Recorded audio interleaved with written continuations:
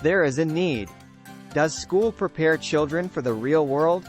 Study hard and get good grades and you will find a high-paying job with great benefits, my parents used to say.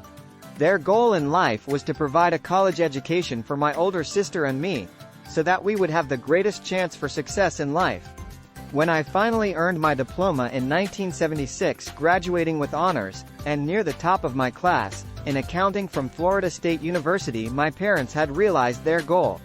It was the crowning achievement of their lives. In accordance with the master plan, I was hired by a big 8 inches accounting firm, and I looked forward to a long career in retirement at an early age. My husband, Michael, followed a similar path. We both came from hard-working families, of modest means but with strong work ethics.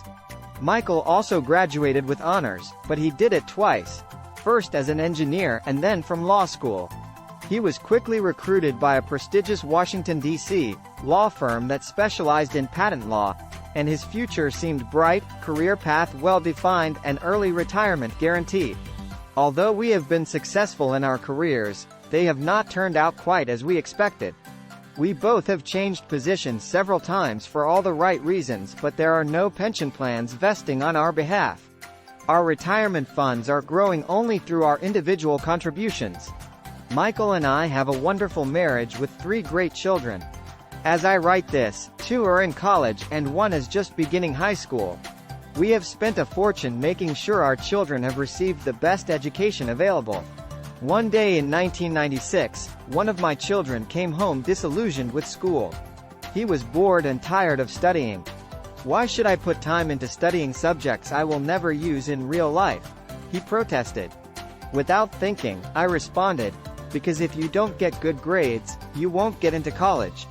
"Regardless of whether I go to college," he replied, "I'm going to be rich." "If you don't graduate from college, you won't get a good job," I responded with a tinge of panic and motherly concern. "And if you don't have a good job, how do you plan to get rich?" My son smirked and slowly shook his head with mild boredom. "We have had this talk many times before." He lowered his head and rolled his eyes.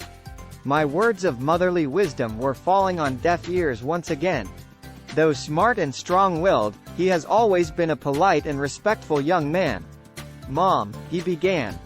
It was my turn to be lectured. "Get with the times. Look around. The richest people didn't get rich because of their educations. Look at Michael Jordan and Madonna. Even Bill Gates, who dropped out of Harvard, founded Microsoft.